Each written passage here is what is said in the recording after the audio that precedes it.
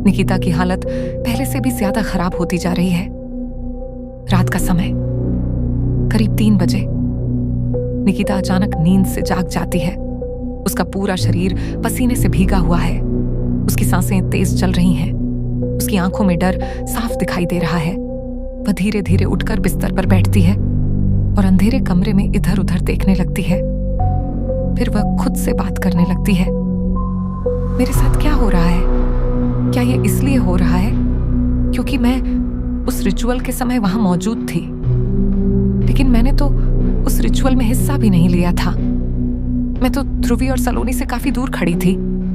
फिर मेरे साथ ही क्यों? अचानक उसका शरीर ठंडा पड़ने लगता है।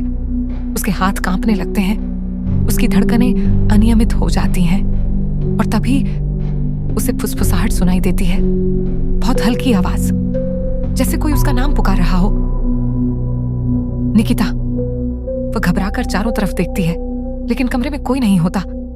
शुरू में घर वालों को लगता है कि वह बस बीमार है, शायद तनाव, शायद उस घटना का डर, लेकिन सच्चाई काफी ज्यादा डरावनी है। अगले कुछ दिनों में निकिता को अजीब अजीब दृश्य दिखाई देने लगते हैं। उसके दिमाग में टुकड़ों में तस्वीरें उभरती हैं।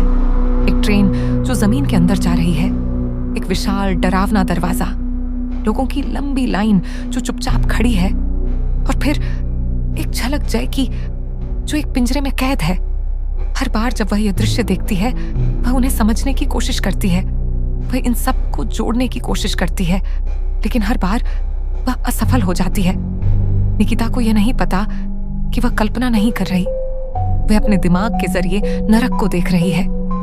ध्रुवी और उसकी दोस्तों के रिचुअल ने गलती से एक आध्यात्मिक रास्ता खोल दिया था और निकिता उसका माध्यम बन गई। उसकी आत्मा अब धीरे धीरे अंडरवर्ल्ड से जुड़ रही है। धीरे धीरे उसके आसपास अजीब घटनाएं होने लगती हैं। उसके कमरे का आईना अचानक दरकने लगता है। इलेक्ट्रॉनिक चीजें उसके पास आते ही फ्लिकर करने लगती हैं। कभी कभी जब वह बेहोश हो जाती है तो वह अज्ञात प्राचीन शब्द बोलने लगती है, ऐसे शब्द जिन्हें कोई समझ नहीं पाता। कभी कभी उसकी आवाज भी बदल जाती है। एक रात आधी नींद में वह एक ऐसी बात कहती है जिससे सब डर जाते हैं। वह धीरे से फुसफुसाती है, जय नरक में अकेला नहीं है। एक शाम निकिता आईने के सामने खड़ी होती है। वह अपने प्रतिबिंब को देखती है, लेकिन अचानक उसे अजीब महसूस होता है, जैसे आईने में जो लड़की है वह असली निकिता नहीं है। वह धीरे धीरे आईने के पास जाती है, अपना हाथ उठाती है और एक उंगली से आईने को छूती है।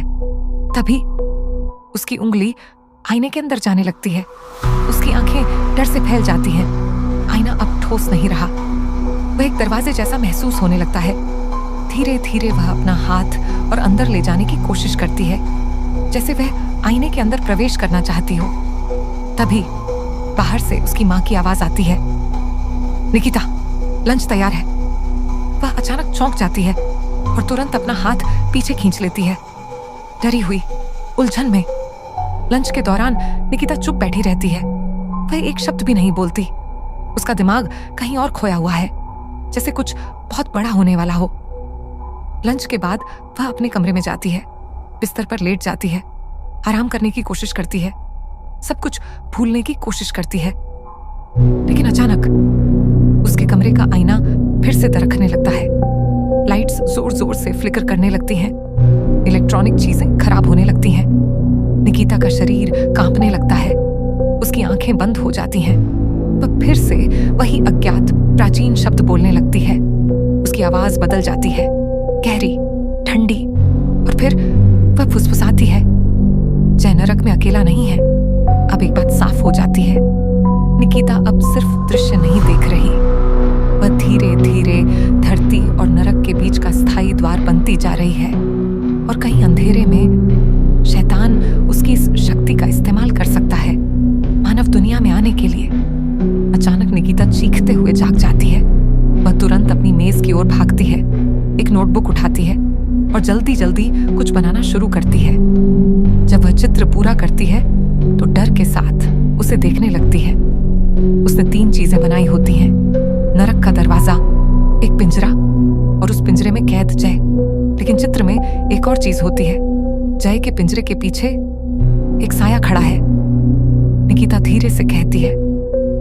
उसे पता चल गया है कि जय यहाँ है, लेकिन अब उसके मन में एक और सवाल उठता है। वह साया कौन है? क्या वह शैतान है जो अंधेरे में छिपा हुआ है, सही समय का इंतजार कर रहा है? या फिर क्या वह भगवान काल भैरव है जो चुपचाप देख रहे हैं, शैतान के सामने आने का इंतजार करते हुए? निकिता गहराई से सोचती रहती है, खुद से कहती है, ये सारे दृश्य, ये सारे संकेत साफ बता रहे हैं कि कुछ बहुत बड़ा होने वाला है। अब निकिता सिर्फ एक गवाह नहीं रही, वह दो दुनियाओं के बीच का पुल बन चुकी है। उसका मन नरक को देख सकता है, उसकी आत्मा धीरे धीरे अंडरवर्ल्ड से जुड़ रही है, और कोई शक्तिशाली सत्ता उसके जरिए सब कुछ देख रही है। लेकिन सबसे बड़ा सवाल अभी भी बाकी है, क्या यह संबंध जय की मदद करेगा या शैतान की? अगले एपिसोड में नरक के उस रहस्यमयी साये की सच्चाई सामने आना शुरू होगी, क्योंकि अंधकार और दिव्य शक्ति के बीच की लड़ाई अब शुरू होने वाली है, और निकिता उस लड़ाई के बिल्कुल बीच में खड़ी है।